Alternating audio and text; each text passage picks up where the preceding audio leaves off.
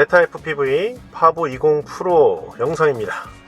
오늘 촬영하는 날인데 지금 대기 시간이어가지고 이렇게라도 짬짬이 유튜브를 하지 않으면 영상 업로드 주기가 점점 길어질 것 같아서 매번 이렇게 할 수는 없는데 그래도 열심히 하려고 카메라를 켜봤습니다. 늘 그렇지만 저는 촬영용 드론에 대해서 다루고 있고요. O3가 나오기 전에는 사실상 저의 경우는 2.5인치 미만은 커스텀 드론으로 만들 생각을 아예 안 해봤었습니다. 왜냐하면 최소한 2.5인치는 돼야 네이키드 고프로를 올려서 촬영용으로 쓸 수가 있거든요. 왜냐하면 비행에 필요한 카메라는 말 그대로 비행에 필요한 카메라였고 촬영용으로 쓰기에는 부적합했는데 O3 에어 유닛이 나오면서 완벽하게 마음에 들지는 않지만 그래도 이 정도면은 어떤 특정한 촬영에서는 촬영용으로 써먹을 수 있겠다라는 생각이 들어서 파보 피코와 파보 20을 여러 대 만들어서 가지고 있었어요. 그리고 나서 오포 에어 유닛 프로가 드디어 출시가 되었죠. 이 제품이 출시되면서 커스텀 FPV 드론 시장이 판도가 꽤나 바뀌었습니다. 왜냐하면 2.5인치 미만도 이제는 촬영용으로 꽤나 괜찮은 선택이 됐거든요. 자, 이번에 파보 20 프로를 날려보면서 느낀 점은 기존에 제가 날렸던 피코나 20보다 확실히 좋은 점을 느낄 수 있었고요. 아마도 그 부분은 프롭이 2.2인치로 좀 더 커졌기 때문일 것 같은데 기존에 제가 갖고 있던 모든 드론들은 대체할 수 없지만 제가 기존에 사용했던 2.5인치는 더 이상 필요가 없을 것 같고요. 그리고 3인치의 역할도 어느 정도는 할 수 있겠다 이런 생각이 들었습니다. 그리고 이 친구 이름이 파보 20 프로잖아요. 제가 느끼기에 최근에 나오는 여러 DJI 제품들이라거나 그 외의 제품들을 보면 프로라는 이름이 붙었을 때 뭔가 상업용으로 촬영용으로 괜찮다라는 제조사의 자신감이 묻어있는 이름이 아닌가 이런 생각을 개인적으로 해보는데 이 파보 20 프로 써봤을 때 상업용으로 전혀 문제가 없었고요. 그런 부분도 살짝 영상으로 보여드릴 수 있을 것 같고 그래서 이번 영상에서는 이 파보 20 프로 BNF 제품을 리뷰를 한번 해볼 건데 BNF는 말 그대로 바인드 앤 플라이라는 의미가 되겠죠. 이 친구를 조종기나 고글에 바인드하고 바로 날릴 수 있는 그런 제품이라는 뜻이거든요. 예전에도 제가 BNF 제품들을 종종 써왔었는데 왜냐하면 만들 시간이 없거나 돈을 조금 더 쓰더라도 완성품을 썼을 때 그런 이득 때문에 기존에도 BNF 제품을 좀 썼었는데요. 정말 편합니다. 정말 편하고 제가 생각하기에는 이 파보 20 프로는 촬영용으로는 딱 시작 단계, 입문용으로 너무 좋다라는 그런 생각이 들었습니다. 그렇기 때문에 이번 영상에서는 파보 20 프로를 좀 자세히 소개하고 바인드하고 플라이하는 부분까지 한번 다뤄볼게요. 파보 20 프로 BNF 바인드 앤 플라이 모델입니다. 자, 20 모델과의 사이즈 비교 한번 살짝 보겠습니다. 얼추 크기 차이가 보이죠? 이 카메라를 보호하는 부분을 신경을 많이 쓴 게 보이고요. 자, 안테나 마운트는 이렇게 생겼고요. 요걸 그대로 꼽아도 되겠지만 중간에 좀 잘라서 길이를 좀 줄이는 식으로 고정을 할 수도 있겠죠. 붐! 자, 배터리는 3셀 450mAh짜리를 선택해 봤습니다. BNF이기 때문에 정말 간단합니다. 저도 예전에도 BNF 제품을 몇 번 구매해서 쓴 적이 있는데 세팅들이 굉장히 잘 되어 있더라고요. 비행을 주로 하고 싶으신 분들, 그런 분들에게도 추천하는 바이고요. 바인드 앤 플라이. 자, 이번 부분은 바인드에 해당되겠습니다. 기존의 저의 경우 리시버는 크로스파이어 또는 그냥 에어 유닛과 컨트롤러 3를 연결해서 사용을 했었고, 주력은 크로스파이어였는데요. 현재 ELRS 모듈로 넘어가고 있는 상황입니다. 자, 이 BNF ELRS, 그러니까 익스프레스 LRS 수신기가 달려있는 모델이고요. 이 조종기의 경우는 라디오 마스터 박서인데 ELRS 송신기가 내장되어 있는 모델입니다. 그렇기 때문에 ELRS로 연결을 할 경우 별다른 세팅을 할 필요가 없더라고요. 자, 그리고 여러분들의 PC가 필요한데 와이파이 연결 방식으로 한번 진행을 해보겠습니다. 먼저 여러분의 PC에는 익스프레스 LRS 컨피규레이터가 설치되어 있어야 됩니다. 최신 버전 설치하시면 되고요. 이 친구가 펌웨어 앞자리가 동일해야 된다고 합니다. 그리고 3.0 이상이 와이파이 연결이 가능하다고 하는데요. 최근에 구입하는 제품들은 다 그 이상의 버전이 되어 있는 것 같아서 펌웨어 업데이트라거나 다른 연결 방법들은 여러분들 한번 검색을 해보시면 굉장히 훌륭하게 잘 설명되어 있는 자료가 있으니까 이번 영상에서는 가장 쉬운 와이파이 연결 방법을 보여드리도록 하겠습니다. 여러분들의 조종기를 PC와 연결해 볼 건데, Welcome to HTX. Switch warning. 자, 아무거나 눌러서 시작을 하고요. 시스로 들어가서 익스프레스 LRS 들어갑니다. 그러면 쭉 내려가는데 TX 파워 이런 것도 설정을 할 수가 있고요. 좀 장거리 송수신이 필요하다 그러면 1000mW, 근거리에서는 100이나 250 정도면 충분하더라고요. 저는 일단은 500으로 놓도록 하겠고요. 자, 그 다음에 와이파이 커넥티비티로 가서 Enable 와이파이를 설정하고 잠깐 조종기를 내려놓습니다. 자, 그런 다음에 여러분의 와이파이에 들어가서 저의 경우는 한번 연결을 해 놓은 상태인데요. 익스프레스 LRS TX로 연결을 하면 이제 뭔가가 딱 뜰 거예요. 일단은 비밀번호는 익스프레스 LRS가 되고요. 네트워크에 연결된 내용을 보면 펌웨어는 일단 3.3.0 이렇게 되어 있고요. 자, 그 다음에 조금 내려보면은 바인딩 프레이즈라는 게 있습니다. 이게 뭐냐면 여러분들의 기체의 바인딩 프레이즈와 여러분들의 조종기의 바인딩 프레이즈가 일치하면 전원을 켜는 순간 이 둘이 연결되게 되거든요. 이 과정을 위해서 이 친구도 PC와 한번 와이파이 연결할 거고요. 이 친구도 이 PC와 한번 연결을 할 겁니다. 그래서 먼저 조종기의 바인딩 프레이즈, 그러니까 바인딩 하기 위한 문구를 정해 볼 건데, 그거는 여러분들이 원하는 문구를 정해서 입력을 하고요. 예를 들어서 파보 20 프로다 이런 식으로 한다라거나 해서 내려가서 세이브를 누르면 여기에는 바인딩 프레이즈, 바인딩을 하기 위한 문구가 저장이 되는데 송수신을 위한 일종의 주소 같은 게 생성이 되는 것 같아요. 그렇게 보시면 될 것 같고요. 일단은 제가 사용하는 바인딩 프레이즈를 넣어놓긴 했는데 여러분들이 원하시는 바인딩 프레이즈를 넣으면 된다라는 거.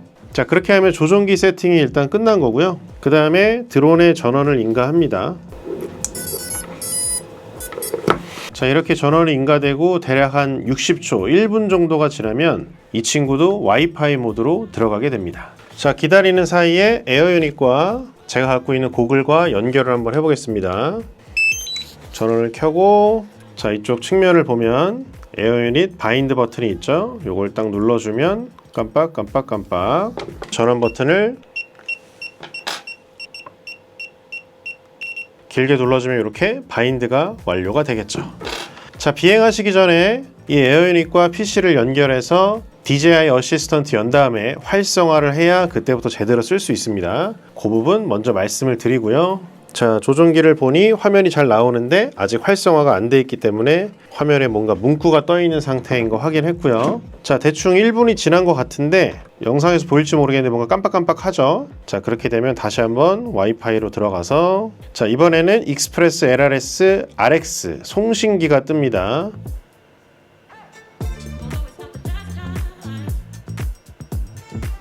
보통의 경우는 연결이 되면은 이 컨트롤러 연결할 때 떴던 창이 자동으로 뜨던데 이거는 무슨 이유에서인지 그게 뜨지 않더라고요. 그래서 저의 경우는 수동으로 열 수 있다고 해서 여기 IP 번호를 딱 눌러주면 이런 식으로 이제 웹페이지가 뜨게 됩니다. 그리고 저의 라디오 마스터 박서와 연결할 때 바인딩 프레이즈를 이미 하나 만들었었죠. 저의 개인적인 바인딩 프레이즈가 있는데, 자, 저의 바인딩 프레이즈를 입력하고 세이브, 리부트. 다시 한번 껐다 켜보겠습니다. 켜고 조종기를 한번 켜볼까요? 과연 될 것인가? Welcome to HTX. 자, 바인딩 프레이즈가 잘 입력이 됐다면 와우, 바로 아밍 들어가죠. 그러면 이제 플라이할 준비가 된 겁니다. 저는 이게 너무 신기하더라고요. 얘랑 직접적으로 뭘 한 게 없는데 같은 바인딩 프레이즈를 입력했을 뿐인데 전원을 인가하면 바로 연결이 된다는 거. 자, 그 다음에 세부적인 어떤 뭐 PID라거나 또는 이 버튼 이런 커스터마이즈 같은 것들은 베타 플라이트에서 할 수 있거든요. 그와 관련된 내용들은 제가 이전 영상에서도 조금씩 담아놨으니까 관심 있는 분들은 그런 영상도 함께 참고해 보시고요. 이번 영상에서는 가능한 간단하게 이 부분만 다뤄봤습니다. 이 정도만 해도 바로 비행을 할 수 있다는 거. 바인드 앤 플라이. 얼마 전에 제주도 출장이 있었는데요. 하루 예비일이 있어서 다행히도 필요한 분량을 다 촬영할 수 있어서 이렇게 개인 작업, 재미로 비행을 할 수 있는 시간이 있었습니다. 제주도에 멋진 오름들이 참 많잖아요. 그 중에 하나, 제주도 갈 때마다 한 번씩 방문하는 곳인데 여기서 한번 파보 20 프로를 날려봤습니다. 이게 실제 속도고요. 제가 생각하기에는 한 이 정도가 딱 비행성이 좋게 나오는 속도 같아요. 날씨도 더불어 좋았고 오포 화질은 꽤나 괜찮습니다. 자이로 플로우 돌렸고요. 어느 정도 색보정을 한 영상이고요. 저의 경우는 여행을 할 때 도심보다는 이런 초록초록한 자연을 보는 걸 참 좋아하는데 뭐 언제나 그렇듯이 드론으로 보는 자연은 정말 아름답습니다.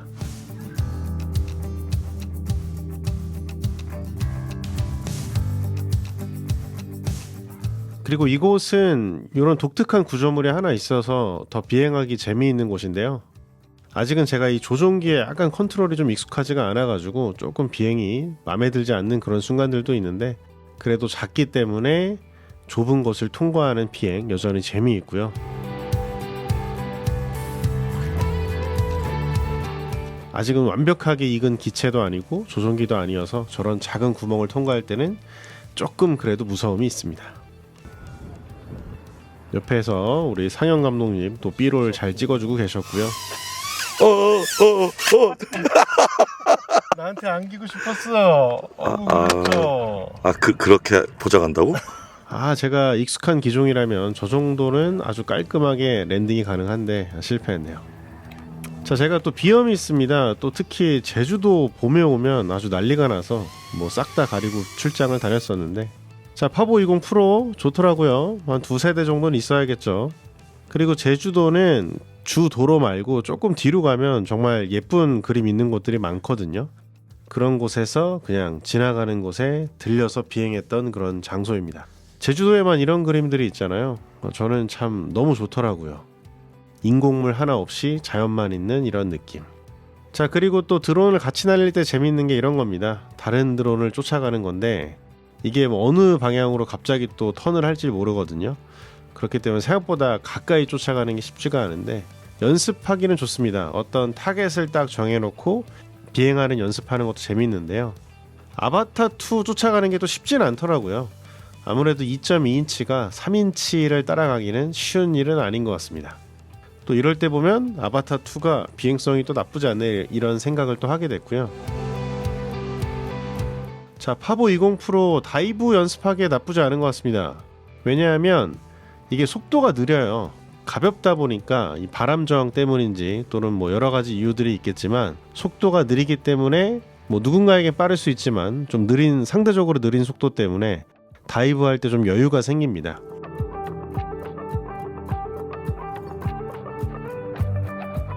자, 그리고 또 제주도 하면 예쁜 또 바다 풍경에서 비행할 때 또 기분이 좋은데 이때 바람이 진짜 세게 불었거든요. 근데 확실히 2인치의 한계를 느끼는 순간이었습니다. 이게 제가 멈춘 게 아니라 바람 때문에 전진이 안 돼가지고 이게 속도가 급격하게 줄어드는 상황이고요.